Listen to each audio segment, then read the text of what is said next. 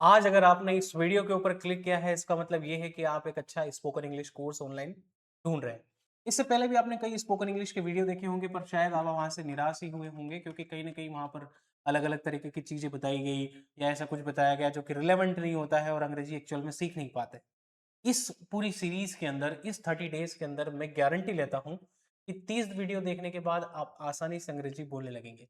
इसमें यूनिक क्या होने वाला है? यूनिक ये होने वाला है कि मैं ये मान करके आपको सिखाने वाला हूँ कि बिल्कुल जीरो से, जैसे कि आपको कुछ भी नहीं आता, अपन जीरो से ये सीरीज शुरू कर रहे हैं, और बिल्कुल हल्की फुल्की चीजें ऐसी जो कभी स्कूल में पढ़ाई नहीं जाती, जो नॉर्मल लोगों का कंसर्न है, जैसे मेरे जैसे लोग जब एवरेज होते थे, जब हम लोग नहीं कर पाते थे, तो हमारे क्या कंफ्यूजन होते थे, उसके बारे में हम लोग इस वीडियो में बात करने वाले हैं। देखिए, तो आज का हमारा जो सेशन शुरू होने वाला है, हम लोग बात करने वाले हैं फ्यू बेसिक थिंग्स के बारे में only. Few basic things actual में क्या होती है, जो सभी को पता होनी चाहिए। इसके बिना अंग्रेजी सीखना बहुत मुश्किल हो जाता है एक बच्चे के लिए। तो फ्यू बेसिक थिंग्स क्या होती है, पहले अपन इसके बारे में थोड़ा सा बातचीत कर लेते हैं। तो सबसे पहले तो आपको टेंसेस के बारे में पता होगा, जो हर व्यक्ति पढ़ाता है। तो देखिए, टेंसेस के बारे में हमको क्या जानना जरूरी है कि टेंस होता क्या है। टेंस होता क्या है? टेंस का मतलब ही क्या होता है? टाइम। या तो आप उसको टेंस कहो या आप उसको टाइम कहो, दोनों एक ही बात होती है। टेंस का मतलब काल होता है, काल को अपन शुद्ध हिंदी में ही क्या बोल देते हैं? समय बोल देते हैं। दोनों एक ही बात है, टेंस बोलो टाइम बोलो, दोनों एक ही बात है।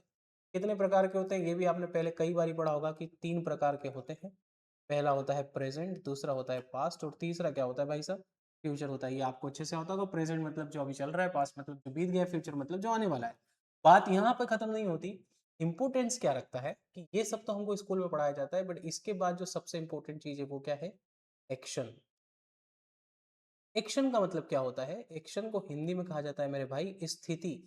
और स्थिति का मतलब क्या होता है कि सपोज करो कि प्रेजेंट में अगर कोई काम होगा, है ना, या तो प्रेजेंट में कोई काम होता है तो उसकी कोई तो स्थिति होगी। सपोज जैसे मेरे सिर के ऊपर अभी पंखा लगा हुआ है, तो मैं पूछूं आपसे कि पंखे की क्या स्थिति है? ये चल रहा होगा तो कंटिन्यूस एक्शन है, रुका हुआ है तो इंडेफिनिट एक्शन है ना, चलता है तो ये इंडेफिनिट एक्शन है। तो इसकी क्या स्थिति? कोई सा भी काम किसी भी एक्शन में होता है तो उसकी कोई ना कोई तो स्थिति होती है।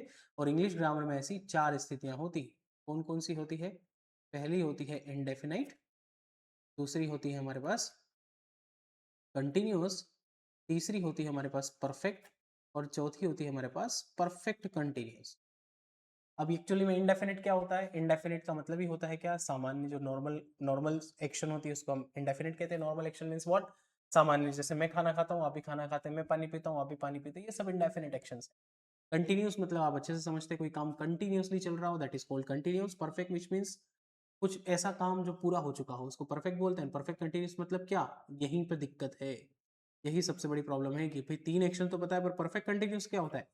परफेक्ट कंटिन्यूस का मतलब क्या होता है कि कोई काम किसी समय से शुरू हो और निरंतर वो चलता रहे। किसी भी टाइम से शुरू हो जाए और निरंतर चलता रहे। जैसे पिछले 2 मिनट पहले मैंने आपको क्या किया? पढ़ाना शुरू किया, और अभी तक मैं क्या कर रहा हूँ?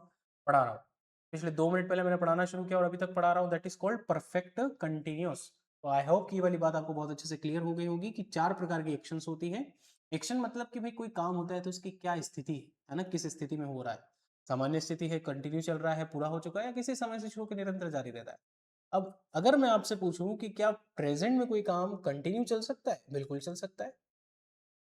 अरे भाई, सामान्य रूप से भी हो सकता है, कंटिन्यू भी हो सकता है, पूरा भी हो सकता है, और किसी समय से शुरू के निरंतर जारी भी रह सकता है। सेम पास्ट में भी हो सकता है, एंड सेम फ्यूचर में भी हो सकता है। तो मैं ऐसे भी बोल सकता हूँ कि हम प्रेजेंट का इंडेफिनिट भी करते हैं, प्रेजेंट कंटिन्यूस भी होता है, प्रेजेंट परफेक्ट भी होता है, प्रेजेंट परफेक्ट कंटिन्यूस भी होता है। यहाँ तक हमको स्कूल में पढ़ाया जाता है, पर ये नहीं बताया जाता है कि इनको एक्चुअल में यूज कहाँ पर करना है, कैसे बनाना है, क्या करना है। तो देखो यार, सेंटेंस बनाना इतना भी मुश्किल नहीं जितना कि हम लोग सोचते हैं, जितना कि हम लोग समझ लेते हैं। एक्चुअल में ये सारा खेल एक बस छोटी सी शॉर्ट ट्रिक्स का, जो हम लोगों को भी नहीं आती थी। हम लोग स्कूल में टेंस जरूर पढ़ते थे, टीचर्स हमको पढ़ा के जरूर जाते थे, सब कुछ फॉर्मूले वगैरह सब कुछ वैसे ही पढ़ाते थे, पर एक्चुअल में बताते नहीं थे कि एक्चुअल में होता क्या है, कैसे होता है सब कुछ, कि कहाँ से क्या चीजें आती है, ये नहीं पता होता था। हमेशा मेरे दिमाग में तो यही कंफ्यूजन होता था, है ना। तो देखो, अगर आपने सुना हो चाय बनाना, तो क्या आपको चाय बनाना आती है? मैं अगर आपसे पूछूं कि क्या आप चाय बना लेते हैं, तो चाय बनाने के लिए एक्चुअल में इंग्रेडिएंट्स क्या क्या लगते हैं, क्या क्या चीजें लगती है चाय बनाने के लिए? चाय बनाने के लिए हम लोगों को लगता है दूध, और क्या लगता है? शक्कर, और फिर क्या लगता है? चाय पत्ती, है ना। थोड़ा सा पानी भी डाल दो। तो मेनली हम लोगों को लगता है दूध, शक्कर, चाय पत्ती, एक चाय को बनाने के लिए। चाय बनाने के लिए 3 चीजें same to same, same way में क्या होता है? अगर मैं बोलूँ आपको कि सेंटेंस बनाना है कोई सा भी, कोई सा भी सेंटेंस बनाना चाह रहे हो, बस 3 चीज़ों को मिला दो, बन जाएगा सेंटेंस। सेंटेंस बनाने के लिए भी हमको क्या लगता है, यही सिर्फ।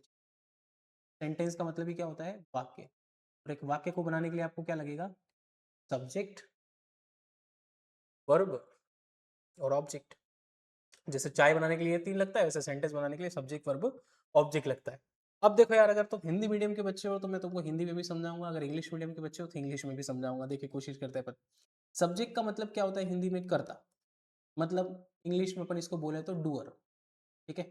वर्ब का मतलब क्या होता है, क्रिया, है ना। इंग्लिश में इसको क्या बोलते हैं, एक्शन वर्ड बोलते हैं, ठीक है। और ऑब्जेक्ट को क्या बोलते हैं हम लोग, कर्म। एक्चुअल में इसको इंग्लिश में बोलते हैं रिसीवर। रिसीवर का मतलब होता है ऑब्जेक्ट, ठीक है।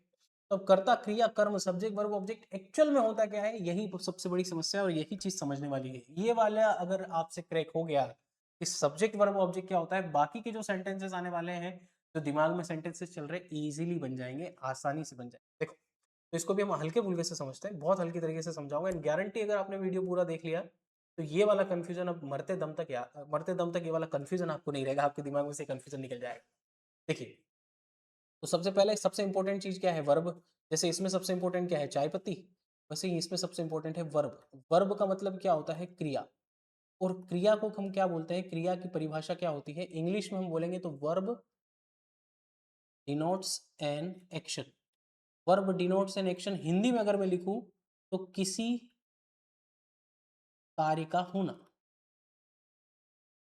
किसी कार्य का होना क्या कहलाता है, वर्ब कहलाता है। किसी भी काम का होना क्या कहलाता है, वर्ब कहलाता है। सपोज करें, कैसे, लेट सपोज, अगर एक सेंटेंस में ऐसा आपके सामने लिख देता हूं कि भैया राम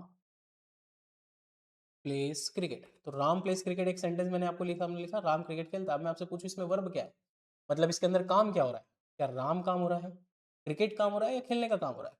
जाहिर सी बात है खेलने का काम हो रहा है, ठीक है। चलिए एक और सेंटेंस लेते हैं। अगर मैं सपोज करूँ ऐसा सेंटेंस लिखूँ, कोई हिंदी में सेंटेंस लिखता हूँ, जैसे मैं लिखता हूँ कि भैया Sita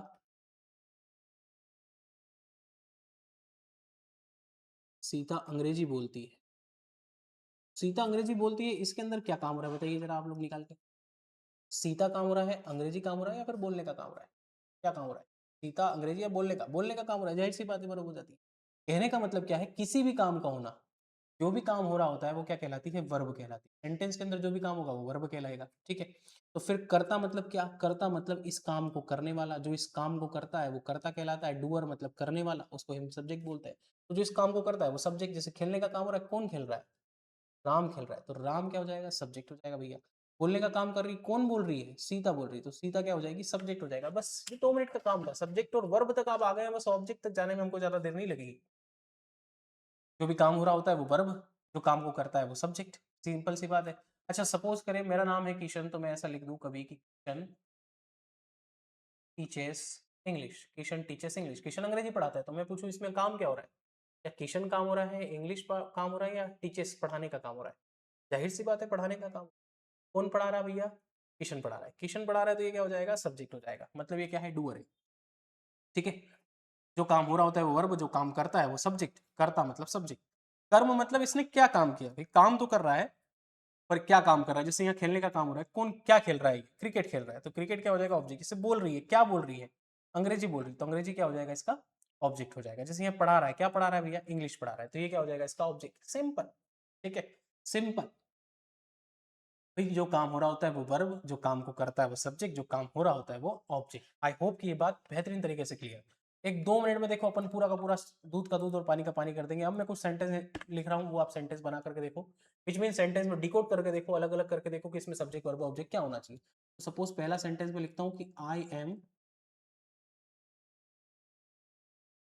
M washing clothes. I am washing clothes के अंदर काम क्या हो रहा है, मैं आपसे पूछता हूँ इसके अंदर काम क्या हो रहा है बताओ। आई काम हो रहा है, क्लोथ्स काम हो रहा है, या वॉशिंग का काम हो रहा है, अरे वॉशिंग का काम हो रहा है, जाहिर सी बात है। कौन वॉशिंग कर रही है, आई वॉशिंग कर रही है, तो सब्जेक्ट हो जाएगा। क्या वॉशिंग कर रही है, क्लोथ्स वॉशिंग कर रही है, तो क्या हो जाएगा, ऑब्जेक्ट हो जाएगा। सिंपल सी बात है भाई। Sita is cooking food, Sita is cooking food. अच्छा सेंटेंस पे नहीं जाना अभी, सेंटेंस कैसे बना रहा हूँ मैं ये सब नहीं बना। सेंटेंस बनाना सिखाऊंगा मैं, अगले आने वाली सीरीज में आपको सेंटेंस बनाना भी सिखाऊंगा, किस तरह से हम सेंटेंस बनाएंगे। बट अभी हमारे लिए ये ज्यादा इंपॉर्टेंट है कि हम पहचानना सीखे, पहले चीजों को पहचानना सीखे, बेसिक्स को समझे। है ना? एक बार बेसिक्स बिल्कुल क्लियर हो गया तो बाद में ये सब चीज़ें बहुत आसान हो जाएगी, बहुत ईज़िली आप बना पाएँगे। सीता इज़ कुकिंग फूड, इसमें क्या काम हो रहा है भाई? सीता काम हो रहा है, फूड काम हो रहा है कि कुकिंग का काम हो रहा है? कुकिंग का काम हो रहा है तो ये वर्ब हो जाएगी। कौन कुकिंग कर रही है? सीता कुकिंग कर रही है, तो सीता हो जाएगा सब्जेक्ट। क्या कुकिंग कर रही है भैया? फूड कुकिंग कर रही है, तो ये क्या हो जाएगा? ऑब्जेक्ट हो जाएगा। अब सपोज़ करो मैं एक सेंटेंस लिखता हूँ कि they are watching TV. They are watching TV. And एक और मैं सेंटेंस लिख देता हूँ यहाँ पर के यू स्पीक इंग्लिश, तुम अंग्रेजी बोल। अब ये जो दो सेंटेंसेस है ये आपका होमवर्क समझिए। नीचे कमेंट सेक्शन में आपको बताना है कि इसके अंदर सब्जेक्ट वर्ब ऑब्जेक्ट क्या है। नीचे वाले सेक्शन कमेंट में आप बताएंगे इसमें सब्जेक्ट वर्ब एंड ऑब्जेक्ट क्या है। ठीक है, नेक्स्ट पे अगर अपन आते हैं कि भाई सब्जेक्ट वर्ब ऑब्जेक्ट, तो देख लिया हमने कि सब्जेक्ट वर्ब ऑब्जेक्ट होता क्या है, बट इसमें भी एक कैटेगरी होती है। सब्जेक्ट भी क्या होता है? दो प्रकार का होता है। सब्जेक्ट भी दो प्रकार का हो सकता है। कौन कौन सा? एक तो हो सकता है सिंगुलर, और एक क्या हो सकता है? प्लूरल, जो कि हम थर्ड क्लास में बेसिकली पढ़ते थे स्कूल में। सिंगुलर और प्लूरल एक्चुअल में क्या होता है? देखिए, सिंगुलर मतलब होता है एक वचन भाई। एक वचन आपने पढ़ा होगा, इससे पहले भी कई बार पढ़ा होगा स्कूल में, थर्ड क्लास में पढ़ा देते हैं। तो बहुवचन, एक वचन बहुवचन क्या होते हैं, है ना? एक वचन जहाँ एक व्यक्ति की बात हो, बहुवचन में जहाँ एक से ज्यादा व्यक्ति की बात हो। सिंगुलर में कौन आते हैं अपने? ही, शी आता है, ईट आता है, और किसी का नेम आ जाता है। और प्लूरल में कौन आते हैं? आई, वी, यू एंड फिर दे। ही किसके लिए यूज करते हैं? लड़के के लिए यूज करते हैं। ही लड़की के लिए यूज होता है। इट कोई निर्जीव वस्तु और नाम तो नाम है। आई को हम क्या बोलते हैं? मे। वी को क्या बोलते हैं? हम। यू को क्या बोलते हैं? तुम, या फिर क्या बोल देंगे? आप बोल देंगे। और दे को हम क्या बोलते हैं? वे। ठीक है, तो मैंने इसमें आपको तीन बातें सिखाई। एक हल्का सा रिवीजन लेकर के चलते हैं। मैंने आपको टेंस के बारे में थोड़ा सा बताया, टेंस जो कि आपको ऑलरेडी पता था, है ना? देन एक्शंस के बारे में बताया, 4 एक्शंस होती है। देन मैंने आपको सेंटेंस के बारे में बताया कि भाई जैसे चाय बनाने के लिए दूध शक्कर चाय पत्ती लगती है, वैसे सेंटेंस बनाने के लिए सब्जेक्ट वर्ब ऑब्जेक्ट लगता है। वर्ब का मतलब क्या होता है? किसी काम का होना। जो काम हो रहा होता है वो वर्ब कहलाती है, जो काम को करता है वो सब्जेक्ट कहलाता है, और जो काम हो रहा होता है वो क्या कहलाता है? ऑब्जेक्ट कहलाता है। ठीक है, देन हमने कुछ सेंटेंसेस को किया था, टुकड़ों में तोड़ा था, सब्जेक्ट वर्ब ऑब्जेक्ट। एंड ये दो सेंटेंस मैंने आपको होमवर्क में दिए थे, जिसको आपको कमेंट सेक्शन में बताना है। साथ ही हमने देखा कि सिंगुलर और प्लूरल क्या होता है, विच मीन सब्जेक्ट दो प्रकार के होते हैं, आइदर सिंगुलर होगा या फिर प्लूरल होगा। तो I hope you would like this video, और अगर आपको इससे थोड़ी भी वैल्यू मिलती है तो इस वीडियो को अपने दोस्तों तक, अपने परिवार वालों तक शेयर कीजिए, कमेंट कीजिए, लाइक कीजिए और चैनल को सब्सक्राइब कीजिए। Thank you so much for watching this video. Will see you in the next. Thank you.